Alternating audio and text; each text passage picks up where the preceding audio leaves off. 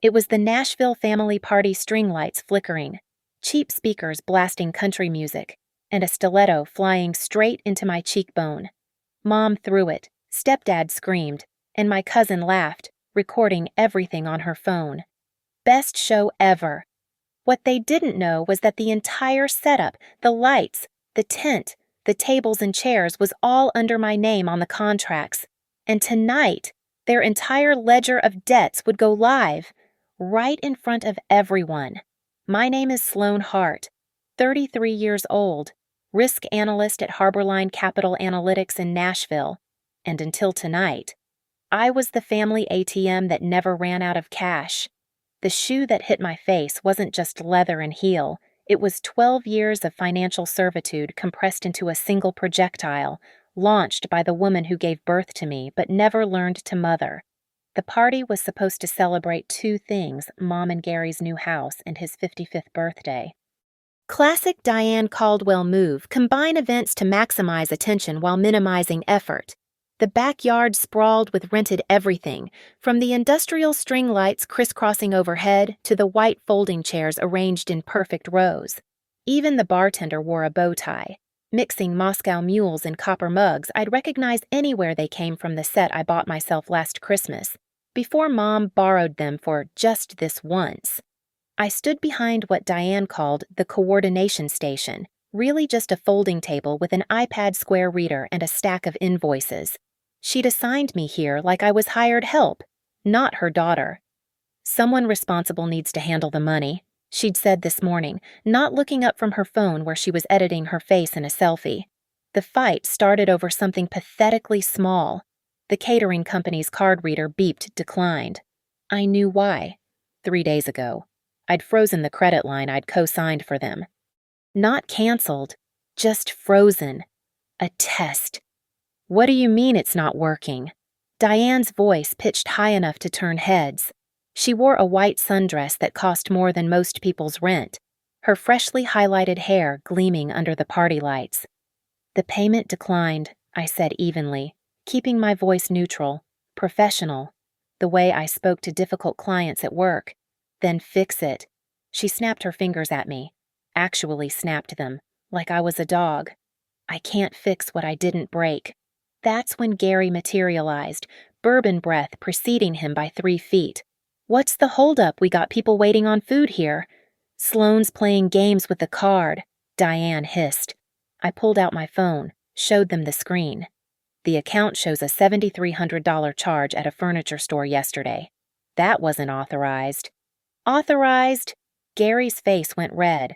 We don't need your permission to... Actually, you do. It's my credit line. The silence that followed was like the pause between lightning and thunder. Then Kayla appeared, phone already recording, that vulture grin spreading across her face. Oh shit, family drama, this is gold. Put that away, I said. Make me ATM. She zoomed in on my face, laughing. God, you look so serious, like this actually matters. Diane's hand moved so fast I didn't process it until the shoe was already airborne. Her stiletto designer, of course, probably bought with my Discover card, struck my cheekbone with a crack that silenced even the hired DJ. The heel caught skin, tore it open. I tasted copper immediately. The yard erupted, gasps from the guests, nervous laughter from others unsure if this was some kind of performance. Kayla shrieked with delight. Best show ever. Oh my God, did you see that, Mom? Do it again. I touched my face, blood on my fingertips, warm and real. The string lights above swayed in the evening breeze, casting moving shadows across the scene. Someone dropped a plate, it shattered on the concrete, the sound sharp and final. You ungrateful, Diane started, but I wasn't listening anymore. I looked at them, really looked. Diane, shaking with rage over money that wasn't hers. Gary, already pulling out his phone to probably call the credit card company with my social security number he'd memorized. Kayla, live streaming my humiliation to strangers for hearts and likes. The contracts for tonight's party were all in my name. The tent, The catering, the DJ, the bartender, even the portable restrooms discreetly placed behind the garden shed. Every single vendor had my signature on their paperwork. I stood up slowly, dabbing at my cheek with a cocktail napkin. The blood soaked through immediately, blooming red against white. "Tonight," I said quietly, so quietly that Kayla had to lean in with her phone to catch it, "will be the last show you ever perform on my dime." The first time I paid for something that wasn't mine, I was 15. Dad had left 3 years earlier, no note, no goodbye, just an empty closet and a mortgage Mom couldn't handle. Gary Caldwell swept in like some B-movie hero, all promises and cologne, talking about taking care of his girls. I was washing dishes at Romano's Pizza 4 nights a week, minimum wage minus taxes, and Mom suggested no, informed me that families contribute, $20 here, $50 there, just until Gary's business takes off. The business never took off. None of them did.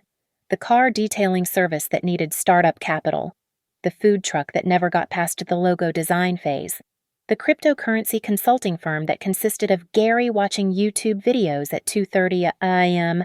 while drinking my grocery money. I kept everything, every receipt, every Venmo request, every text message begging for just a little help. "Baby, you know I'm good for it." The folder on my laptop was named Ledger Caldwell XLSX, 63,000 entries over 12 years. People think I'm crazy for the documentation, but risk analysis is my job. I know what happens when you don't have proof. The pattern was always the same. A crisis would emerge. Gary's crown fell out. Mom needed Botox for her career as a real estate agent who never sold houses. Cousin Kayla's mom, Helen, would call crying about shut-off notices. Then came the guilt. "We raised you," or "family doesn't keep score," or my personal favorite from Diane, "I carried you for 9 months and this is how you repay me." So I paid. Gary's dental work $4,200, Diane's certification course for aesthetic nursing that she never finished $6,800, Kayla's coding boot camp that she attended for exactly 3 days, $12,000. The wedding gift for Helen's third marriage, $2,000 in cash because checks are tacky. The bankruptcy lawyer when Gary's latest venture imploded, $4,500. I lived in a studio apartment with a Murphy bed and shopped at Aldi while they posted Instagram photos from restaurants where appetizers cost more than my weekly groceries. I drove a 2012 Honda Civic with 180,000 miles while they leased BMWs. Every raise I got at Harborline, every bonus, every tax refund, it disappeared into the black hole of their needs. The spreadsheet had tabs. Loans never repaid, promises broken, emotional manipulation attempts. That last one had subcategories: health scares fake, suicide threats, you're killing your mother. 3 months ago, something shifted. A credit alert popped up on my phone. Someone had applied for a Macy's card using my social security number. Then came another alert. And another. When I pulled my full credit report, I found 7 new accounts I'd never opened, all with Nashville billing addresses I didn't recognize. The investigation led back to them. Of course, Gary had been telling creditors I was his business partner. Diane had listed me as a co-signer on a furniture lease without my knowledge. They'd built an entire financial house of cards with my credit score as the foundation. I started recording everything after that. Every conversation, every demand, every threat. Tennessee is a one-party consent state. I checked. The audio files filled a separate folder, Evidence 2024-2025. The worst part, they didn't even try to hide it anymore. Last week, Gary sent me an email meant for a car dealership. My stepdaughter Sloane Hart will be the primary on the loan. I'll send her in Thursday to sign. She always does what she's told. She always does what she's told. That sentence replayed in my head as I sat at my desk at Harborline, analyzing risk portfolios for million-dollar investments while my own life was being leveraged without my consent. My coworkers thought I was quiet, diligent, boring even. They had no idea that every lunch break, I was on the phone with credit bureaus, freezing accounts, filing fraud reports. The folder labeled promise to pay back in 7 days, attempt 5, contained 43 separate incidents. The one labeled Mom Crying Manipulation had 112 audio files, each one meticulously dated, transcribed, backed up to 3 different cloud services. They created this version of me the silent banker, the family safety net, the doormat with a direct deposit. What they didn't realize was that 12 years of financial abuse had also created something else, a woman who understood exactly how money worked, how credit worked, how contracts worked, and most importantly, how revenge worked when it was served with properly documented evidence and perfect legal standing. The test started 3 weeks before the party. I turned off the automatic transfers first, the ones that paid Diane's car insurance, Gary's phone bill, the subscription services they'd signed up for using my card. Then, I temporarily froze the credit line they'd been treating like their personal piggy bank. Not canceled, that would have been too obvious. Just frozen, with a note in my files, unusual activity detected. The first text came at 11:43 p.m. on a Tuesday. Diane, card declined at Whole Foods. Fix it now. I didn't respond. Let her use her own card for once, if she had one that wasn't maxed out. By Thursday, the messages had escalated. Gary sent an email, copying 3 different furniture stores. There seems to be a glitch with our payment method. Sloan Hart will resolve this immediately. Please deliver as scheduled. Our payment method. Like we were partners. Like he'd contributed a single cent to the $10,000 living room set he'd ordered. The email trail revealed everything. Screenshots flooded my inbox. Gary had been telling vendors I was his business partner with deep pockets.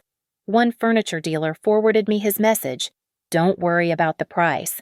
Sloan Hart handles all our finances. Send the invoice directly to her." Then came Diane's text on Friday. "You owe this family everything. I fed you, clothed you, kept a roof over your head.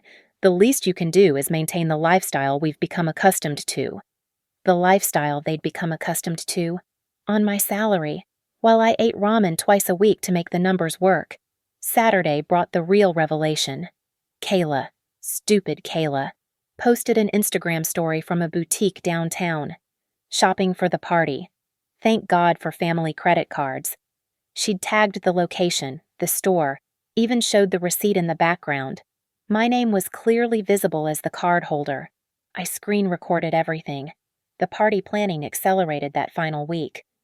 They went all-out LED uplighting, a professional MC for karaoke, upgraded bar service, custom-printed napkins with Caldwell celebration in gold foil. Every single vendor was told the same thing: bill Sloan Hart directly. The tent alone was $4,000. The catering came to $6,000. The DJ, the bartender, the photographer Diane insisted on hiring another $3,000 combined. They spent $13,000 on a party. My $13,000. The morning of the party, I did something else. I called each vendor individually, confirming I was indeed the contract holder, ensuring every single agreement had a specific clause. Service may be terminated immediately in case of violence, harassment, or hostile behavior toward any guest or staff. That's standard, right? I asked the tent company. Oh, absolutely. Miss Hart, we have a zero-tolerance policy. If anything happens, we shut down and clear out within 30 minutes. Perfect. The shoe changed everything, though.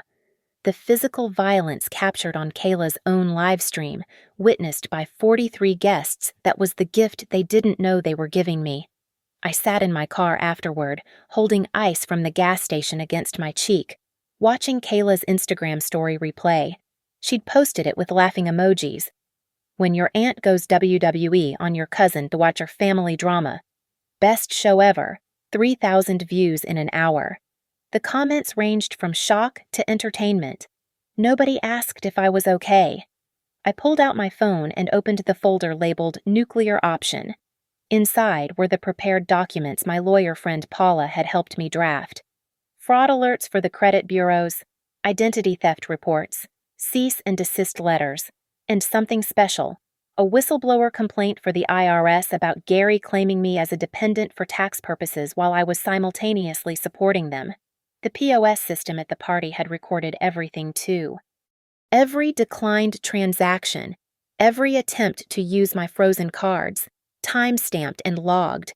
The catering company's tablet had captured audio of Diane screaming about her worthless daughter when the payment failed. I sat there in my Civic, engine running, face throbbing, tasting blood and metal and something else freedom. The bruise was already forming, purple and yellow spreading across my cheekbone like a sunset. Tomorrow it would look worse. Good. Let it look worse. My phone buzzed. Noah from work. Saw Kayla's story. Are you okay? That's assault. Sloan. You know that's assault, right? Yes, I knew. I knew exactly what it was, and exactly what I was going to do about it. I started the car and drove home to my studio apartment. There was work to do. Documents to file, calls to make, a show to produce. Because if they wanted drama, if they wanted a spectacle, if they wanted the best show ever, I was going to give them exactly that. The last family party they'd ever throw on my credit would be one nobody would forget. Monday morning, 8 a.m. sharp. I sat in Paula Reyes's office.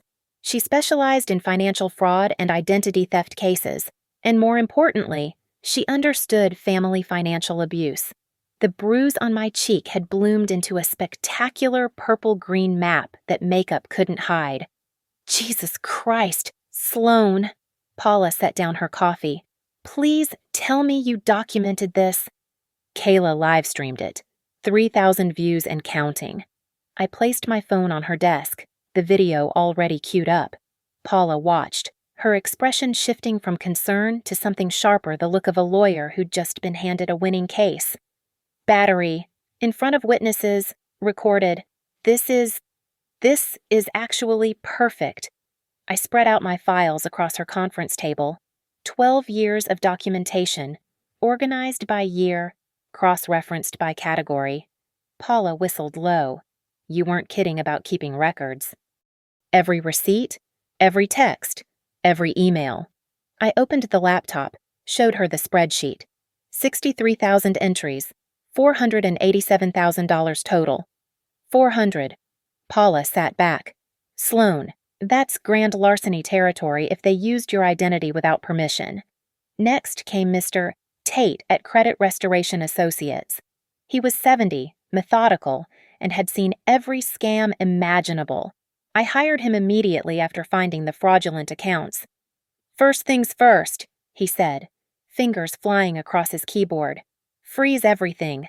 Experian, Equifax, TransUnion full lockdown. Then we file fraud alerts. The reports pulled up on his screen made my stomach turn. 11 hard inquiries I hadn't authorized. 7 accounts I'd never opened. 3 loans in progress using my social security number. They were building toward something bigger, Mr. Tate said. See this pattern? They were establishing history on these smaller accounts to qualify for a major loan, probably mortgage or business funding. Can we stop it? Already done. But Sloan, you need to file a police report. This is identity theft. At lunch, Noah from Internal Audit met me at a coffee shop downtown. We'd worked together for 3 years, and he'd seen me skip enough happy hours to know something was off. I need a favor, I said. Off-the-books consultation. He studied my bruise. Whatever you need. I explained the situation, the fraudulent accounts, the tax implications. Noah's expression grew darker with each detail. They've been claiming you as a dependent. He pulled out his tablet. While you were supporting them, that's tax fraud. The IRS has a whistleblower program you could get up to 30% of whatever they recover. I don't care about the money. I just want them to face consequences. Then you'll love this. Noah pulled up a form. Form 3949A, Information Referral. It triggers an audit. With your documentation, they're fucked. The next 3 days were a blur of filing reports, notarizing documents, and building what Paula called the war chest. We canceled every card, disputed every fraudulent charge, and sent cease and desist letters to every creditor Gary had contacted using my name. But the masterstroke came from an unexpected source. The party planning company Diane had used sent me an email. Ms. Heart, we noticed you're the contract holder for the Caldwell celebration. Would you like to book our services for the upcoming anniversary party? Anniversary party? I called them back. Yes, Diane Caldwell mentioned she's planning something for next month. The event coordinator sounded thrilled. She said you'd be handling all the arrangements again. Of course she did. Actually, I said, I'd like to plan something special, a surprise. Can we meet in person? Thursday afternoon. I sat with Events by Elizabeth, outlining a new kind of party. The 25th wedding anniversary celebration would happen, but with some modifications. I want complete control over the program, I said, including what appears on the screens. Of course, we can do a beautiful slideshow of their memories. Something like that? I smiled. And I need specific contract language about behavior and cancellation terms. Elizabeth pulled up her standard contract. I had Paula review and modify it. The new version was ironclad: any violence, harassment, or aggressive behavior toward any guest would result in immediate termination of services, evacuation of the venue, and forfeit of all deposits. This is very specific, Elizabeth said. My family can be dramatic. Oh, honey, we've seen it all. Don't worry. We'll handle everything professionally. I paid the deposit from my newly secured account, the one they didn't know about, couldn't access, would never touch. $5,000 for a party that would cost them everything. The manila folders lined my apartment wall like soldiers, each one labeled by year, each year containing the evidence of what they'd taken. I arranged them chronologically, photographed the display. It looked like what it was: a crime scene investigation, laid out methodically, waiting for prosecution. My phone rang at 11 p.m. Diane. The credit cards still aren't working. What did you do? I protected myself. From your own mother. From identity thieves. The silence stretched between us before she hung up.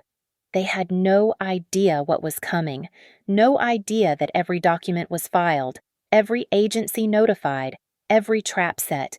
The anniversary party would be in 3 weeks. By then, the IRS would have their notification. The credit bureaus would have completed their investigations. And I would have my stage. The analysis was simple once I stripped away emotion.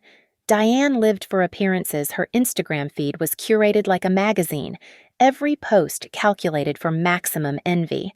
Gary needed to be seen as the provider, the successful businessman, even while drowning in debt. And Kayla. She'd built her entire online persona around family drama, turning our dysfunction into content. Their weaknesses were also their addictions: image, status, attention. I scheduled the anniversary party for a Saturday evening at Riverside Community Hall, a beautiful venue with exposed beams and floor-to-ceiling windows overlooking the Cumberland River, big enough for 150 guests, public enough that they couldn't refuse without looking cheap, expensive enough that they'd brag about it. The invitations went out from my email, professionally designed, gold embossed, celebrating 25 years of love, Diane and Gary Caldwell. I included all their friends, their business contacts, Diane's real estate colleagues who'd never seen her sell a house, Gary's investment partners who still thought he had money, even their church congregation. "Why are you doing this?" Diane called, suspicious but pleased. "This must be costing a fortune." "Family is everything," I said, echoing her favorite manipulation. "You deserve to be celebrated." The RSVP site I created collected more than confirmations. It tracked IP addresses, timestamps, and included a subtle terms section that granted permission to record the event for memory preservation purposes. Everyone agreed without reading. Meanwhile, I worked with Paula on the legal presentation, not a lawsuit that would be too simple. Instead, we prepared what she called a public reckoning with receipts. "You can't be sued for showing factual documents," Paula explained. "Bank statements with redacted account numbers, text messages with timestamps, contracts with signatures, all admissible as evidence of pattern behavior." I hired a professional AV company, not the DJ setup they expected. 3 screens, wireless presentation system, And most importantly, a tech operator who understood timing. I want the ability to override any input, I told him. If someone tries to disconnect or shut down the presentation, I need backup controls. Remote access from your phone, he suggested. Military-grade encryption. Nobody's stopping your show. The debt collection coordination was trickier. Through the fraud investigation, we'd discovered Gary had used my information to secure a car loan that he'd defaulted on. The SUV was in my name, but he'd been hiding it at various friends' houses to avoid repo. We can issue a recovery order, the collection agency explained. If you give us the location and time, we'll handle the rest legally and professionally. Saturday the 18th, I said. 7:30 p.m., Riverside Community Hall parking lot. The preparation consumed me. Every night after work, I refined the presentation. No emotional manipulation, just facts. Slide 1, Timeline of Financial Support 2012-2025.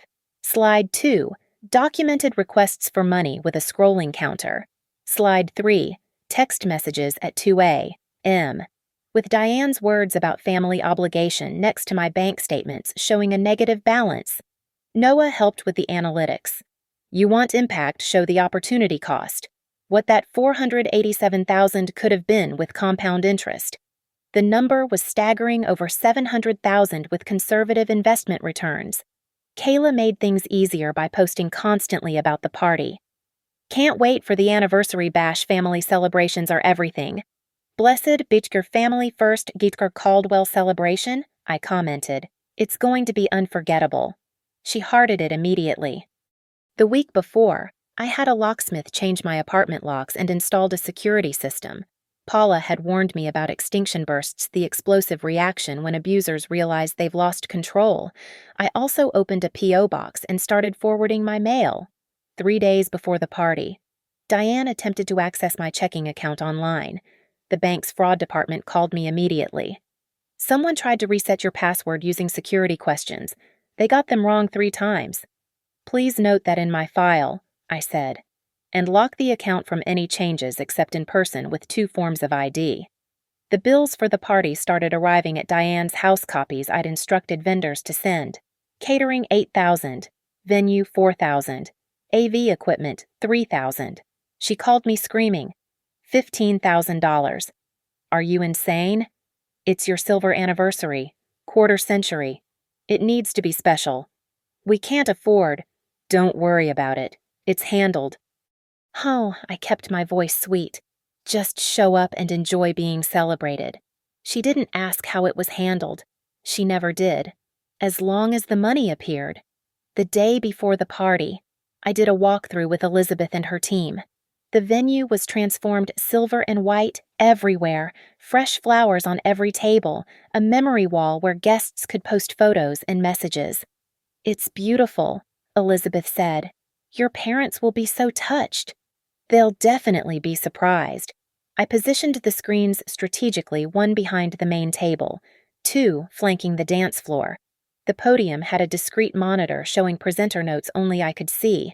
The tech operator did a final test. Crystal clear, he confirmed. And the backup system is ready. Even if someone cuts the power, we have battery backup for 20 minutes. That night, I practiced my speech in front of my bathroom mirror. Calm, factual, devastating. Good evening, everyone. Tonight we're here to celebrate 25 years of marriage, but we're also here to acknowledge another long-term relationship, 12 years of financial exploitation that ends tonight. The bruise on my cheek had faded to yellow-green. I decided not to cover it with makeup. Let it be visible. Let them see what their last performance cost me. The doors opened at 6:30 p.m., and they entered like royalty. Diane wore a silver sequined dress that caught every light, her hair professionally styled in waves that probably cost $300. Gary strutted beside her in a rented tuxedo, chest puffed out, shaking hands like a politician. They didn't see me at first. I stayed by the AV control station, iPad in hand, wearing a simple black dress that wouldn't distract from what was coming. Kayla arrived with her phone already recording, narrating for her followers. Okay, family, We're at the most extra anniversary party ever. My aunt and uncle are literally couple goals." She panned across the venue, capturing the flowers, the lights, the guests arriving in their cocktail attire. The room filled quickly. Diane's fake real estate friends, Gary's business associates who still believed his lies about venture capital, church members, neighbors, even Diane's hairdresser and Botox provider, a perfect audience of people whose opinions they valued more than anything. At 7 p.m., Elizabeth clinked a glass. "Ladies and gentlemen, dinner is served."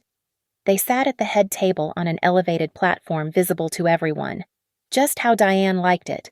I watched from my position as they preened, accepting congratulations, posing for photos. Gary stood twice to adjust his cummerbund, making sure everyone noticed the designer label. The dinner progressed smoothly. Salmon and filet mignon, champagne flowing, ambient music creating the perfect atmosphere.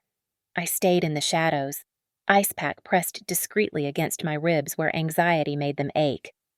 The old bruise on my cheek throbbed in rhythm with my heartbeat. At 8:15, the champagne toasts began. Friends stood up with predictable speeches about love and commitment. Gary's golf buddy made jokes about marriage being a life sentence. Diane dabbed at her eyes with a tissue, careful not to smudge her makeup. Then Elizabeth approached the microphone. And now, a special presentation from the couple's daughter, Sloane Hart, who organized this beautiful evening. The room applauded. Diane's face flickered with surprise. She hadn't expected me to speak. I walked to the podium, steady in my low heels, iPad connected to the presentation system. "Good evening, everyone."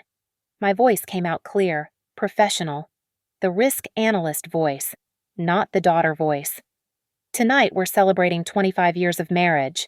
But we're also here to acknowledge another relationship, a 12-year financial arrangement that ends tonight." The first slide appeared behind me. 12 years. 117 financial transactions. Total $487,000. Gasps rippled through the room. Diane half stood, but Gary pulled her down, probably thinking this was some kind of generous announcement about inheritance or investment. "Every family has its dynamics," I continued. "Some families share love, others share traditions. The Caldwell family shares something special, my credit score." The next slide screenshots of text messages. "Sloane, need 3K by tonight or they'll repo the car. It's your duty as our daughter. We fed you, housed you. You owe us." Kayla's phone swung toward me, her mouth open. For once, she wasn't narrating. "These are actual messages," I said. "Time-stamped, verified, from the family that taught me family doesn't keep score while keeping a running tab on my bank account." The presentation advanced. Bank statements with withdrawals highlighted, contracts with my forged signature, the fraudulent credit applications. Each slide built the case methodically, irrefutably. "That's enough." Diane stood, her voice shrill. "Turn this off immediately." "I can't do that, Mom. See, I'm the contract holder for tonight's event. Every vendor, every service, it's all in my name. Which brings us to Section 9 of tonight's venue agreement." The next slide showed the contract terms. The relevant section highlighted, "Service will terminate immediately upon any act of violence or harassment toward guests or staff." "You might remember this clause from last week," I said, maintaining eye contact with Diane. "When you threw your shoe at my face." The security footage from the previous party filled all 3 screens. There was Diane, winding up, the shoe flying, me stumbling back, blood visible even in the grainy footage. Kayla's voice echoing from the speakers, "Best show ever." The room went silent except for the hum of the AV equipment. "Assault," I said simply. "Battery. Documented. Witnessed." And streamed to 3,000 viewers. Elizabeth appeared at the side of the room with 2 security guards. The collection agents were visible through the windows, already attaching the boot to Gary's SUV in the parking lot.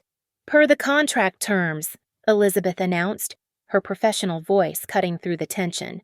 "We need to ask Mr. and Mrs. Caldwell to leave the premises. The venue has a zero-tolerance policy for violence.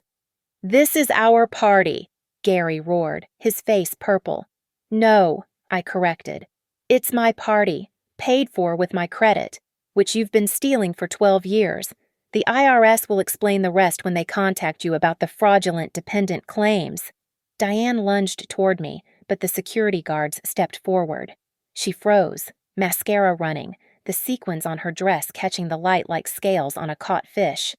You ungrateful. I'm grateful, I interrupted. Grateful for the education. You taught me that family is about transactions. So here's our final one. You leave now, quietly, or I press charges for assault, identity theft, and fraud. Your choice. The door burst open, and the collection agent entered with perfect timing. A middle-aged black man in a polo shirt with Asset Recovery Services embroidered on the pocket. He approached the security guards first, showing paperwork. We're executing a legal recovery order for a 2022 GMC Yukon, VIN ending in 4829. It's parked outside, registered to Sloan Hart, but fraudulently obtained using her identity without consent. That's my truck, Gary shouted, spit flying. I've been paying. No payments for 4 months, the agent said calmly. And the original loan was obtained through identity fraud. Ms. Hart filed the appropriate reports. We're recovering her stolen property. The room erupted. Guests pulled out phones, recording everything. Church members whispered behind their hands. Diane's real estate colleagues exchanged knowing looks. Suddenly her perpetual between closing status made sense. I stepped back to the microphone. There are 3 things you need to do if you want to avoid criminal prosecution. The screens changed to display a simple list: 1 full restitution within 24 months via court-supervised payment plan, 2 written apology acknowledging the financial abuse, notarized and witnessed, 3 complete cessation of all contact, no calls, texts, emails, or third-party communication. This is insane! Diane shrieked. You can't just I'm your mother. Legally, that's irrelevant. Paula stepped out from the side entrance, briefcase in hand. I'm Ms. Hart's attorney. We have documented evidence of $487,000 in misappropriated funds, 7 counts of identity theft, and 1 count of assault. The criminal statute of limitations hasn't expired on any of it. Kayla, still filming but speechless for once, swung her phone between me and our parents. The camera caught everything: Diane's smeared makeup, Gary's tuxedo coming untucked, the security guards maintaining professional distance. You want a show? I asked, looking directly at Kayla's camera. Here's your finale. I reached into my bag and pulled out a single stiletto, not Diane's, but an identical one I'd bought. I placed it carefully in the center of the dance floor, the overhead lights making it gleam. This is a prop, I announced. Unlike last week when an actual shoe hit my face, but it represents something the moment you decided violence was acceptable, the moment you broke the last obligation I had to you. Walking slowly to Kayla, I looked directly into her camera lens. Best show ever. No, shows are entertainment. This is consequences. The venue manager stepped forward. Mr. and Mrs. Caldwell, you have 2 minutes to leave voluntarily before we call the police. You planned this, Diane whispered, her voice cracking. You planned all of this. I documented everything. You provided the evidence. Every text demanding money at 2 a.m., every forged signature, every credit application using my social. You created this show. I'm just bringing down the curtain. Gary grabbed Diane's arm. We're leaving, but this isn't over. Yes, it is. I held up my phone, showing the recording app. Tennessee is a one-party consent state. Every threat you make from now on becomes evidence. Your move. They started toward the door, but Diane turned back one last time. Tears had carved channels through her foundation. I raised you. I gave you life. You gave me birth, I corrected. I gave myself a life. Despite you. Kayla lowered her phone for the first time all night. Sloan, I I didn't know it was this bad." "You laughed," I said simply.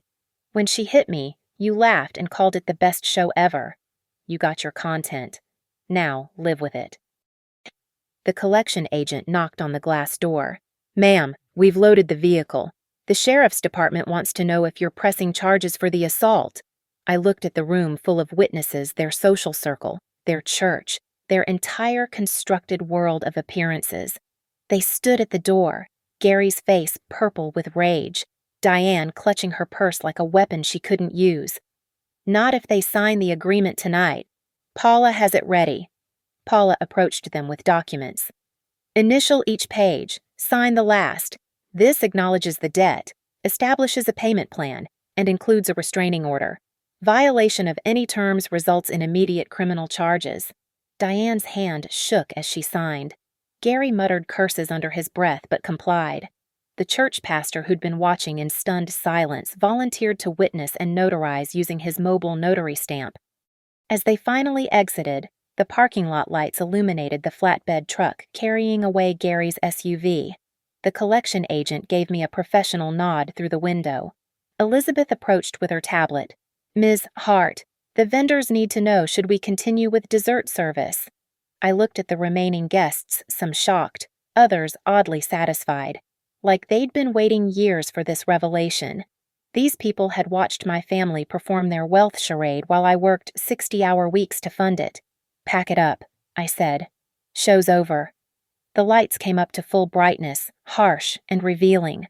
The venue staff began efficiently clearing tables. The screens went dark.